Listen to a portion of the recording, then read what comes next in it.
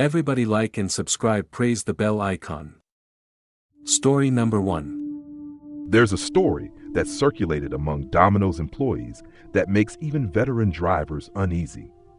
It happened in 2013 in Spring, Texas, when a delivery driver named Clark left the store just after 11 p.m. to bring 2 large pizzas and wings to a new customer. The address was on the far edge of town, near a cluster of half-finished subdivisions and lots overrun with weeds. The order had been prepaid, which usually meant quick and easy. But Clark never made it back. When he didn't return, the manager assumed he was taking a smoke break after dropping off the food. Then 20 minutes turned into an hour, and the store phone rang. It was a woman screaming, saying there was a Domino's car parked outside her cul-de-sac with the headlights still on. Police arrived to find the vehicle idling in the dark, pizza boxes still in the seat, and Clark's phone buzzing with missed calls. His hat was on the ground near the curb, and one of his shoes was halfway down the block. There was no sign of him. Neighbors later told investigators they had heard knocking around 11:20, slow, deliberate knocks on their doors and windows, but when they checked, no one was there.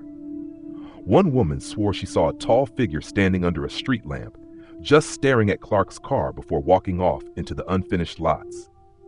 Search teams scoured the area for days, combing through construction sites, drainage ditches, even the nearby woods. They found footprints that led into the mud but stopped suddenly, as though whoever made them had vanished. Clark was never found. Afterward, Domino's tightened rules about late-night deliveries in the region. Some stores refused to send drivers to addresses that weren't clearly established on GPS. Drivers started carrying pocket knives, and a few quit altogether. To this day, the story of Clark is retold to new hires as both a warning and a ghost tale. Delivery workers say when you're out there alone at night, headlights off on some dirt road, you feel it. That sense you're being watched.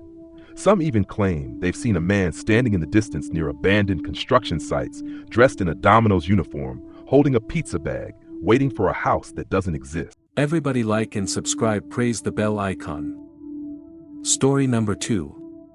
There's a story that circulates among late-night delivery drivers at Domino's, one that makes even the toughest of them uneasy.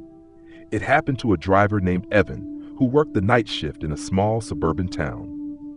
He'd been with Domino's for a couple of years and was used to the strange calls, people ordering pizza at 3 a.m, prank calls, or customers too drunk to remember they even placed an order.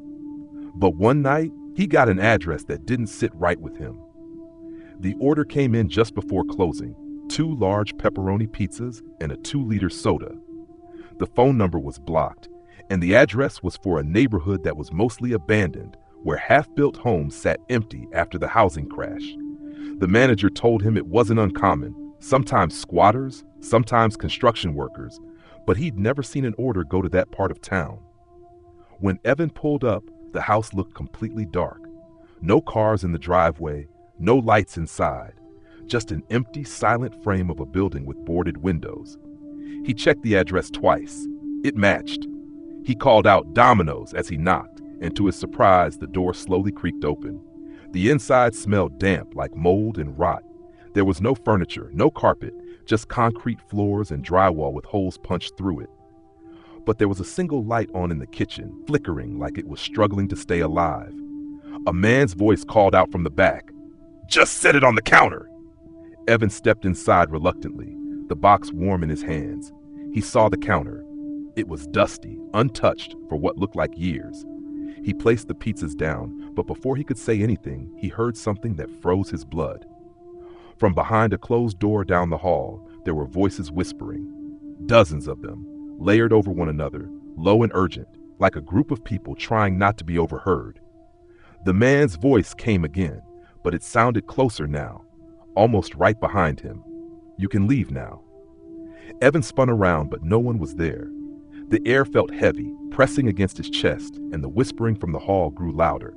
He bolted out of the house, sprinted to his car, and peeled out of the neighborhood.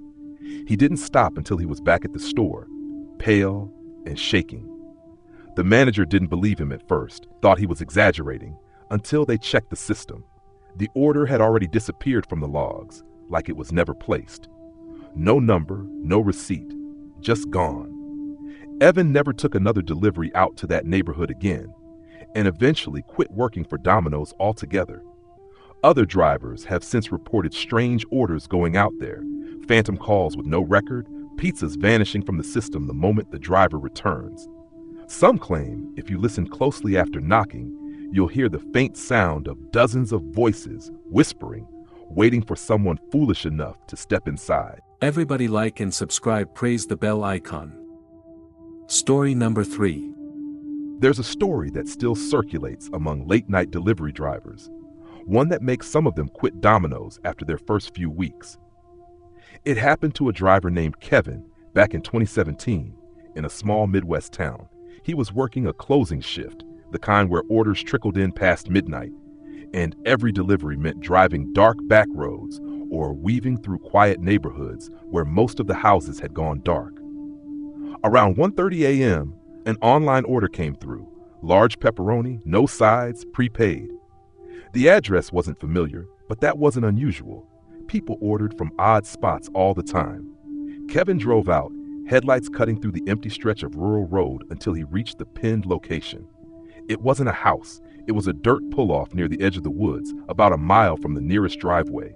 He checked the address twice on his GPS, then the order receipt. Same spot. At first, he thought it had to be a mistake, maybe some drunk kids pranking. He debated turning back, but then he saw a light deeper in the trees, like a lantern swinging slowly back and forth. He got out, holding the pizza bag, and called out, "Domino's delivery!" The forest was quiet except for crickets. The light swayed again, then stopped. Kevin waited, uneasy, before a man stepped out of the trees. He was tall, gaunt, wearing a flannel shirt and jeans that looked soaked from the knees down. His face was pale, almost gray under the dim light. He didn't smile, didn't speak, just reached out a hand for the pizza.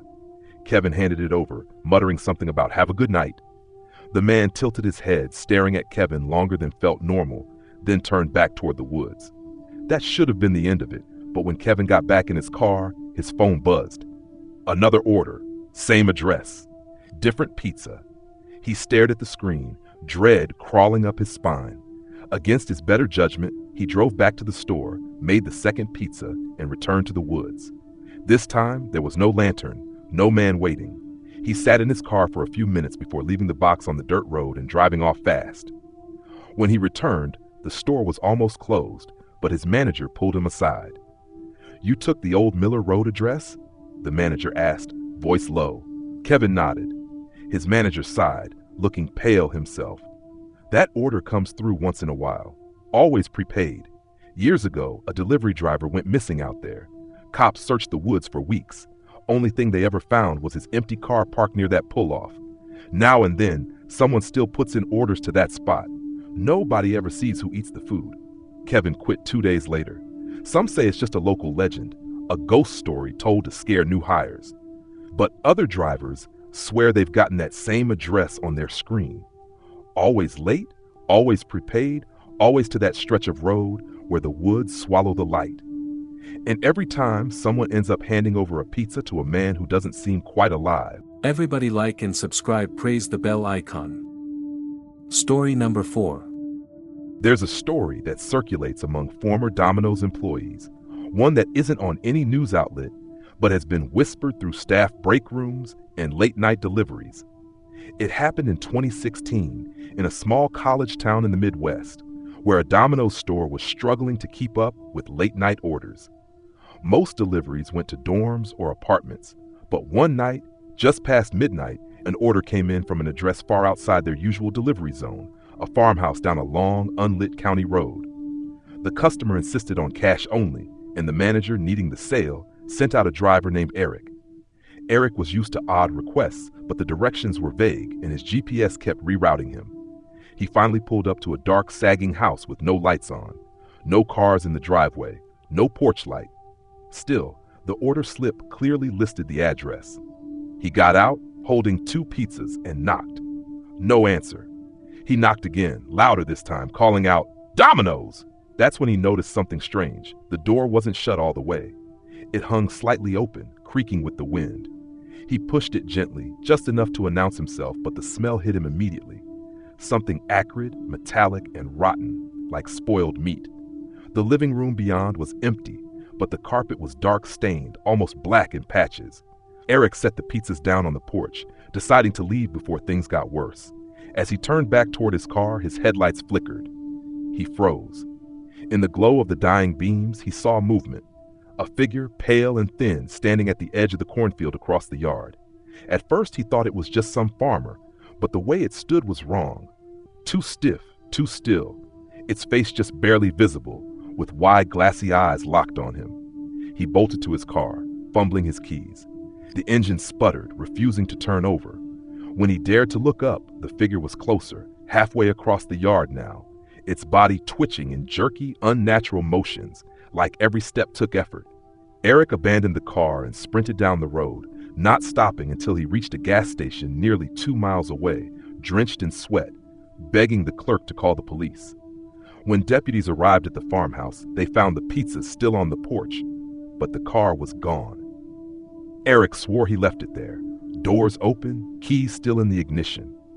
The house was empty, abandoned for years, but the stains on the carpet turned out to be blood, though no one could say from what or from when. His car was never recovered.